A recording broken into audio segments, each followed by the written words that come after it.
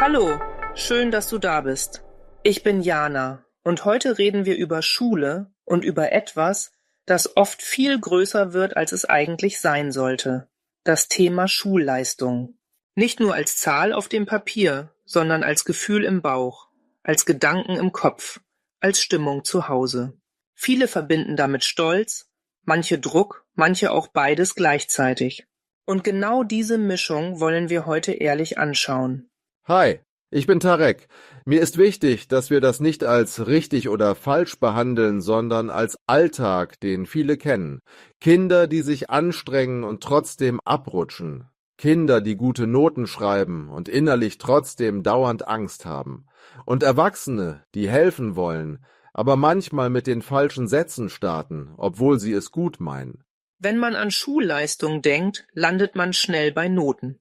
Dabei ist eine Note oft wie ein Foto, ein kurzer Moment, ein bestimmter Blickwinkel, ein bestimmtes Licht. Sie sagt etwas aus, ja, aber sie zeigt nicht alles. Sie zeigt nicht, wie viel Mut es gekostet hat, sich zu melden. Sie zeigt nicht, dass jemand abends erschöpft war. Und sie zeigt auch nicht, ob das Kind das Thema wirklich verstanden hat oder nur auswendig gelernt hat. Und sie zeigt vor allem nicht, unter welchen Bedingungen das Ergebnis entstanden ist.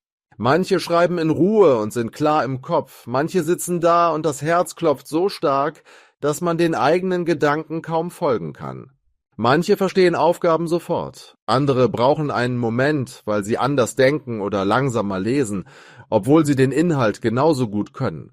Das wird am Ende oft in eine einzige Zahl gepresst, und diese Zahl fühlt sich dann an wie ein Urteil, obwohl sie das nicht sein sollte.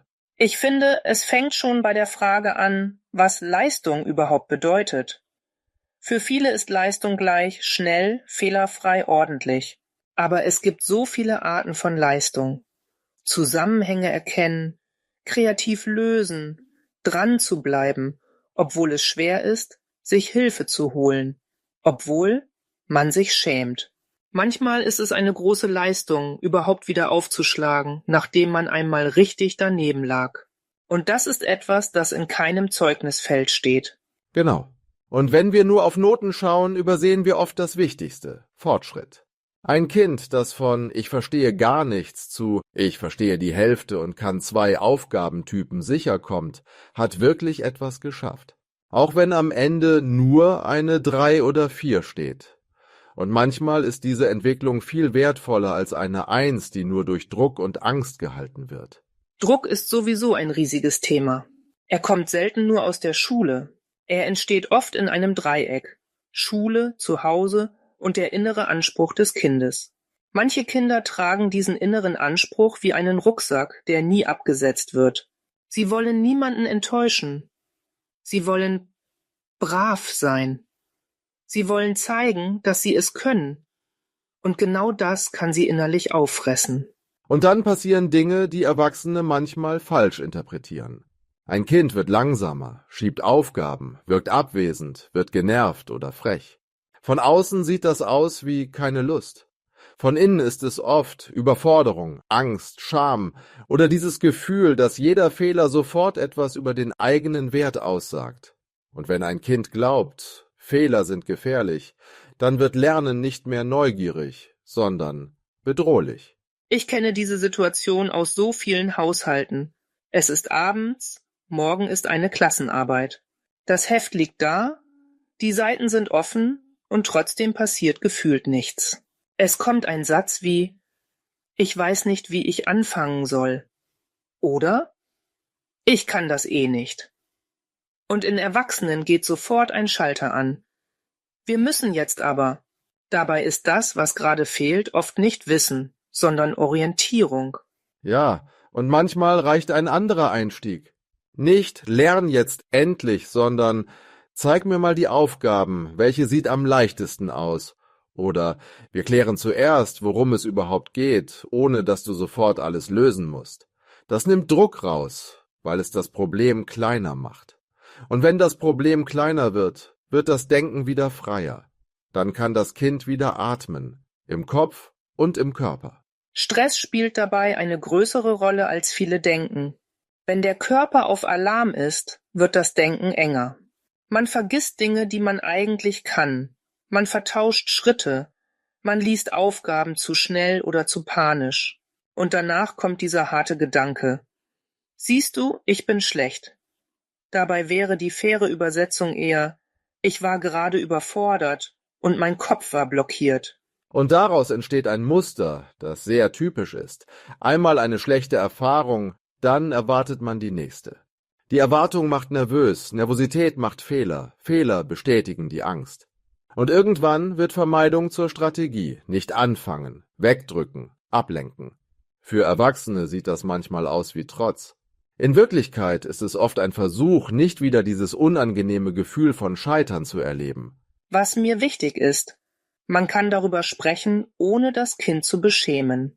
Eine schlechte Note kann man ernst nehmen, ohne sie dramatisch zu machen. Man kann sagen, okay, das Ergebnis ist nicht so, wie du es dir gewünscht hast. Lass uns gemeinsam herausfinden, woran es lag. Dieser Satz öffnet eine Tür. Sätze wie konntest du nur? Machen die Tür zu, weil sie das Kind in die Defensive bringen. Und wenn man genauer hinschaut, sind die Ursachen oft ziemlich konkret. Manchmal fehlt eine Grundlage, die am Anfang nicht verstanden wurde, und alles danach baut darauf auf wie ein wackeliges Haus. Manchmal war die Aufgabenart ungewohnt, obwohl das Thema klar war. Manchmal war Zeit das Problem, zu langsam geschrieben, zu lange an einer Aufgabe hängen geblieben, am Ende keine Minuten mehr. Und manchmal war es schlicht ein schlechter Tag. Zu wenig Schlaf, Streit, Kopf voll. Lernen wird häufig so gemacht, dass es sich gut anfühlt. Lesen, markieren, nochmal lesen. Das ist bequem, aber oft nicht stabil. Stabil wird Wissen, wenn man es ohne Vorlage aus dem Kopf holen kann. Wenn man es erklären kann, wenn man eine Aufgabe selbst löst, wenn man merkt, ich komme auch ohne das Buch klar. Das ist anstrengender, aber es ist das, was in Prüfungen zählt. Und da lohnt es sich, die Perspektive zu ändern. Nicht ich lerne länger, sondern ich lerne anders. Eine kurze Einheit, in der man wirklich aktiv ist oft besser als eine lange Einheit, in der man nebenbei am Handy hängt, sich ständig unterbricht und am Ende frustriert ist. Viele unterschätzen, wie stark Ablenkung wirkt. Konzentration ist wie ein Muskel. Wenn man ihn alle 3 Minuten reißt, wird es einfach zäh. Für Kinder kann es helfen, wenn Lernen ein Gespräch wird, statt ein stilles Aushalten. Manche können ein Thema viel besser, wenn sie es erzählen dürfen. Wenn sie Schritt für Schritt erklären, wie sie denken. Und Erwachsene können dabei mit einfachen Fragen unterstützen. Warum machst du das so? Oder wie würdest du es jemandem erklären, der es noch nie gehört hat? So merkt man schnell, wo noch Unsicherheit steckt, ohne dass es wie ein Verhör wirkt. Und es entsteht etwas, das für Leistung unterschätzt wird. Sicherheit. Wenn ein Kind merkt, ich darf unsicher sein und trotzdem weiterdenken, dann steigt die Wahrscheinlichkeit, dass es dranbleibt. Wenn ein Kind das Gefühl hat, Unsicherheit ist peinlich, bricht es innerlich ab. Dann wird die Aufgabe zu einer Bedrohung und nicht zu einer Herausforderung. Hausaufgaben sind dabei oft der Ort, wo alles eskaliert. Nicht, weil Hausaufgaben grundsätzlich schlecht sind, sondern weil sie den Stress nach Hause tragen. Wenn jeden Nachmittag Streit entsteht, ist das ein Signal, dass etwas nicht passt. Entweder ist es zu viel oder zu schwer oder zu unklar. Oder das Kind ist nach einem langen Schultag einfach leer und kann nicht mehr. Ich finde auch, man sollte öfter darüber sprechen, wie lange etwas dauern soll. Es ist ein Unterschied, ob eine Aufgabe für 15 Minuten gedacht ist oder ob ein Kind 2 Stunden daran sitzt. Wenn es immer viel länger dauert als geplant, liegt das Problem meistens nicht im Charakter, sondern in Tempo, Methode, Verständnis oder Konzentration. Und dann braucht es eine Lösung, die das Kind entlastet, statt nur den Druck zu erhöhen. Eltern oder Bezugspersonen sind da in einer schwierigen Rolle. Man will helfen, aber man will auch nicht zur dauernden Kontrollinstanz werden. Und manchmal kippt es, ohne dass man es merkt. Aus Unterstützung wird Überwachung, aus Motivation wird Drohung, aus Sorge wird Druck. Das passiert oft nicht aus Böswilligkeit, sondern aus Angst um die Zukunft. Ein hilfreicher Unterschied ist, begleiten statt übernehmen. Wenn Erwachsene die Aufgaben lösen, wird es kurzfristig ruhig, aber langfristig lernt das Kind: Alleine kann ich das nicht. Wenn Erwachsene dagegen Struktur geben: Was ist zuerst dran? Was ist realistisch heute? Bleibt das Kind in der Verantwortung, aber nicht allein gelassen. Das stärkt Selbstvertrauen, und Selbstvertrauen wirkt oft stärker als jede zusätzliche Lernstunde. Die Schule selbst ist natürlich auch ein Faktor. Lehrkräfte haben wenig Zeit, große Klassen, viel Stoff. Trotzdem macht es einen riesigen Unterschied, ob Erwartungen klar sind. Wenn ein Kind nicht weiß, was genau bewertet wird, fühlt sich Lernen an wie Raten. Und Raten macht unsicher. Klarheit macht ruhiger, weil man gezielt üben kann. Und es gibt Dinge, die Noten verzerren können: Sprachhürden, Prüfungsformate, Tempo, Konzentrationsprobleme oder einfach die Frage, ob man sich im Unterricht sicher fühlt. Klassendynamik spielt eine Rolle. Wenn jemand Angst hat, ausgelacht zu werden, wird er weniger fragen. Wenn jemand sich ständig unsicher fühlt, ist der Kopf nicht frei fürs Lernen. Das klingt natürlich nicht nach Schule, aber es beeinflusst Leistung enorm. Auch Ungleichheit darf man nicht vergessen. Manche Kinder haben Ruhe, Unterstützung, vielleicht Nachhilfe, vielleicht Eltern, die Zeit haben. Andere haben wenig Raum, viel Verantwortung zu Hause, weniger Ressourcen. Die Note sieht das nicht.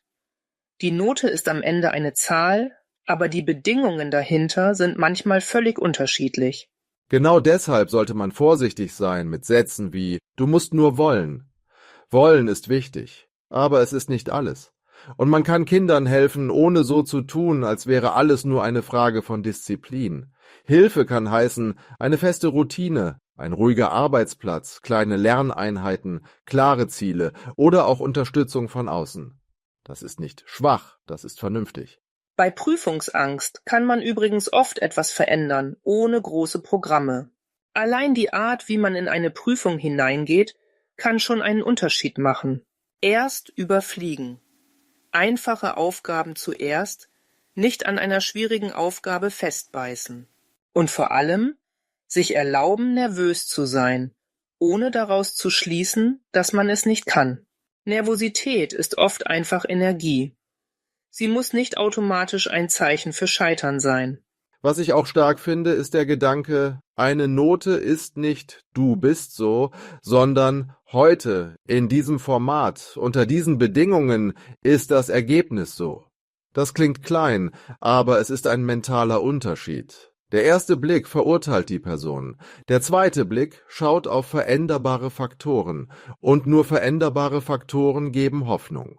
Wenn Noten abrutschen, kann man das wie eine Spurensuche betrachten. Nicht als Gerichtsurteilten, sondern als Hinweis. Was hat sich verändert? Schlaf, Stimmung, Klasse, Lehrkraft, Stoff, Methode, Zeit? Und dann nimmt man sich eine Sache vor, nicht 10.